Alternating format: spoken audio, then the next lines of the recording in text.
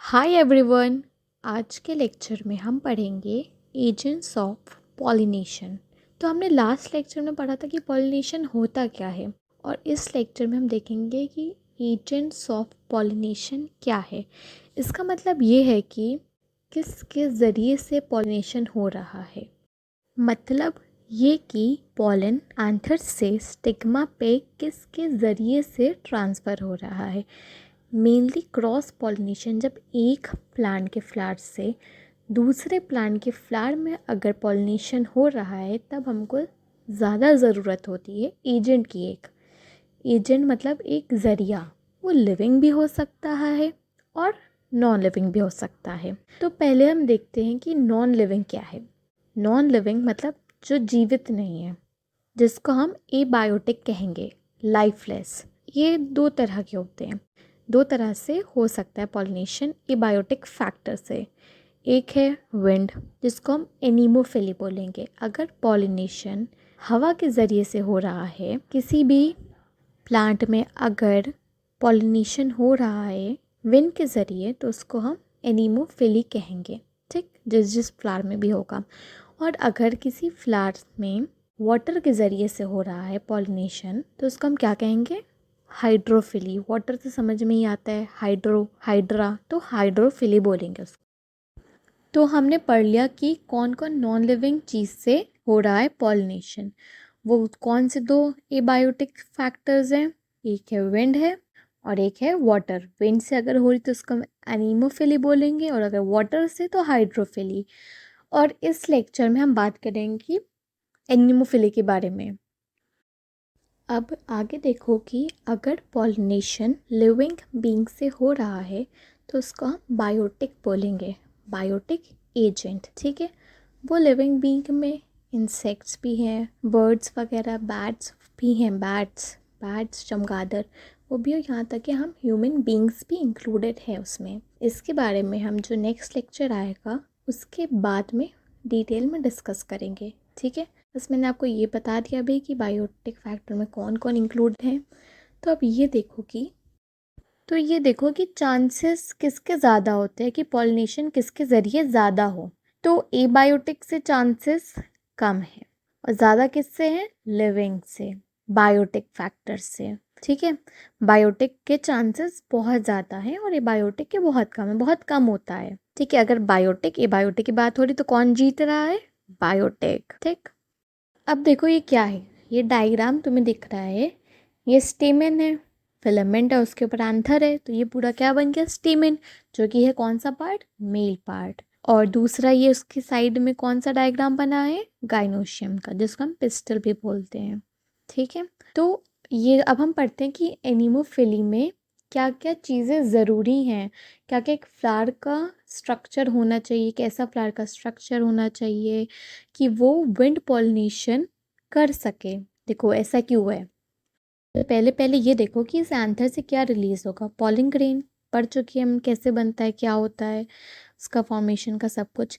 तो इस एंथर से पॉलन ग्रेन रिलीज हुआ, तो पॉलन ग्रेन कैसा होना चाहिए कि विंड पॉलिनेशन हो पाए। तो पॉलन ग्रेन को ना नॉन स्टिकी होना चाहिए, ताकि हवा आए तो वो हवा के साथ उड़ सके। नॉन स्टिकी होगा तो वो विंड के साथ ट्रैवल कर सकेगा और अपनी डेस्टिनेशन पे पहुंचेगा। और दूसरा कैरेक्टर क्या है पॉलिन ग्रेन का, और दूसरा ये है कि पॉलिन ग्रेन लाइट वेट होना चाहिए। अगर भारी होगा तो वो हवा जब चलेगी तो वो हिलेगा भी नहीं अपनी जगह से ना। तो पॉलिन ग्रेन को लाइट वेट भी होना चाहिए, होना ही पड़ेगा अगर विंड पॉलिनेशन होना है। तो ये दो चीज़ें पॉलिन ग्रेन के बारे में हो गई, light weight and non sticky. तो अब देखिए कि फिलामेंट को कैसा होना चाहिए, जो स्टेमन पार्ट है उसमें एंथर की बात हो गई। अब देखो फिलामेंट को कैसा होना चाहिए, फिलामेंट होना चाहिए एक्सपोज्ड बिल्कुल। तो ये वो कैरेक्टरिस्टिक्स हैं स्टेमन के जो कि फेवर करेंगे विंड पॉलिनेशन। तो अब हम पढ़ते हैं कि ओवरी का कैसा पार्ट होना चाहिए, पिस्टल कैसा होना चाहिए, फीमेल पार्ट कैसा होना चाहिए। तो आप देखो कि फीमेल के क्या ऐसे स्पेशल कैरेक्टरिस्टिक्स हैं जो कि फेवर करेंगे विंड पॉलिनेशन को। तो ये देखो, पहले सबसे पहला जो है फीमेल पार्ट, यानी कि स्टिग्मा वो कैसा होना चाहिए, वो मतलब कैसा होना चाहिए, बहुत ब्रॉड होना चाहिए, चौड़ा होना चाहिए, ताकि पॉलन ग्रेन आसानी से आके उस पर गिर सकें। और कैसा होना चाहिए, फेदरी होना चाहिए।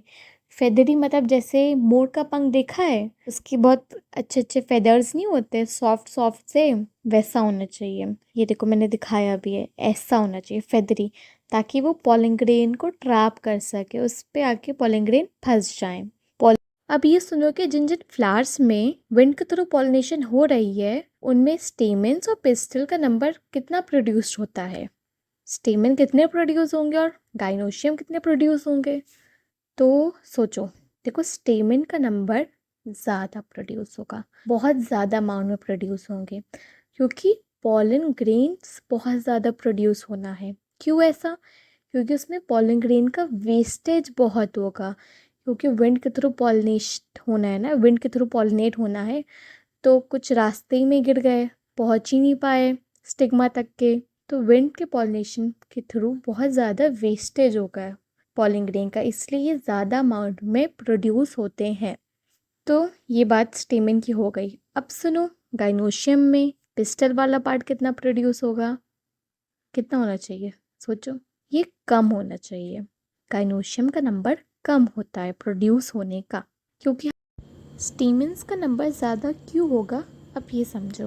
देखो, अगर पॉलन ग्रेन ज़्यादा प्रोड्यूस इसलिए हो रहे हैं क्योंकि ये वेस्ट बहुत होंगे, क्योंकि इनका रास्ता डिफ़िकल्ट है, कुछ पहुँचे कुछ नहीं पहुँचे, इस वजह से। अब काइनोशियम में देखो कौन सा पार्ट कितना प्रोड्यूस होगा, ठीक है, ओवरी होंगी ज़्यादा, लेकिन हर ओवरी में ओव्यूल कितना होगा, एक होगा, ताकि पॉलिनेशन के चांसेस मैक्सिमम रहें। अगर ओव्यूल भी ज़्यादा होंगे, पॉलन ग्रेन भी ज़्यादा होंगे, पॉलन ग्रेन वेस्ट हो रहे इसलिए, तो पहुँचेंगे तो कम ही, तो इतनी ओव्यूल्स को कैसे कर पाएंगे पॉलिनेट, तो इसलिए ओव्यूल का नंबर मिनिमम होता है, यानी कि एक होता है इसमें। तो ये इनके नंबर्स की भी बात आई होप आप लोगों की क्लियर होगी। तो ये इनके नंबर्स की बात हो गई क्लियर। तो अभी तक हमने ये पढ़ा कि स्टेमन कैसा होना चाहिए, एंथर कैसा होना चाहिए, फिलामेंट कैसे होने चाहिए जो कि फेवर करे विंड पॉलिनेशन को, ठीक है, स्टिग्मा कैसा होना चाहिए, और गाइनोशियम के नंबर कितने प्रोड्यूस होने चाहिए, हर ओवरी में ओव्यूल कितना होना चाहिए, ये सब बात हमने देख लिया क्या क्या होना चाहिए। अब देखते हैं हम एक फ्लावर को कैसा नहीं होना चाहिए, या ये कहें तो जिन फ्लावर्स में विंड के थ्रू पॉलिनेशन हो रहा होता है वो ज़्यादातर नॉट शोई होते हैं, यानी कि बहुत ब्राइट कलर के नहीं होते हैं, डल होते हैं, और इनकॉन्स्पिक्यूअस होते हैं, यानी कि छोटे होते हैं, स्मॉल होते हैं, और नेक्टर भी नहीं प्रोड्यूस करते हैं। ये सुनो कि नेक्टर क्या होता है। नेक्टर एक शुगरी फ्लूइड है जो कि बहुत सारे फ्लावर्स प्रोड्यूस करते हैं, बहुत सारे प्लांट में फ्लावर्स प्रोड्यूस करते हैं। क्यों, ताकि वो इंसेक्ट्स को अट्रैक्ट कर सके पॉलिनेशन के लिए। तो इसमें तो ऐसा कोई केस ही नहीं है, तो ये कैसा होता है, नेक्टरलेस, नो फ्रैगनेंस, ठीक है। और कैसे होते हैं ये, इनकॉस्पिकुअस यानी कि स्मॉल होते हैं, ये भी बता दिया, और नॉट शोई वगैरह सब बता दिया, नेक्टरलेस, ठीक है। ये बात हो गई है कंप्लीट हमारी। पॉलन ग्रेन्स का नंबर ज़्यादा होगा और हर ओवरी में ओव्यूल का नंबर एक होगा। ये जो लास्ट में पेज है तो ये आईएससी टेक्स्ट बुक का ही है, तो इसमें आप रीड कर लीजिएगा, आपको सब समझ में आ जाएगा। जो मैंने आपको एक्सप्लेन करा है ये सब वही है, ठीक है।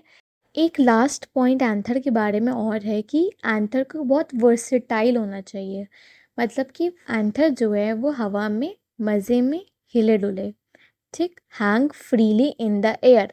अगर एंथर बहुत ही मूवेबल होगा तो उसमें पॉलन ग्रेन भी रिलीज़ होंगे और हो सकता है कि वो अपने डेस्टिनेशन पे पहुंच जाएं, यानी कि पिस्टल पे पहुंच जाएं, स्टिग्मा पे पहुंच सकते हैं। तो इसलिए एंथर कैसा होता है इनका, जिन प्लांट्स में विंड पॉलिनेशन हो रही होती है उनके जो फ्लावर में एंथर्स होते हैं वो मज़े में हैंग फ्रीली करते हैं हवा में। जो मैंने आपको एक्सप्लेन करा है ये सब वही है, ठीक है। सो थैंक यू एवरीवन, ये मेरा ये वाला लेक्चर मैंने कंप्लीट कर दिया है, और नेक्स्ट लेक्चर में हम हाइड्रोफिली पढ़ेंगे, तो हमारा ए बायोटिक वाला कंप्लीट हो जाएगा, फिर हम बायोटिक पढ़ेंगे। तो इससे क्वेश्चंस आ जाते कभी कदार, तो ये हमारा कंप्लीट हो जाएगा। फिर हम ओवरी के बारे में पढ़ेंगे, सब मतलब फीमेल पार्ट के बारे में सब कुछ डिटेल से पढ़ेंगे। Till then keep tune to our channel. Thank you.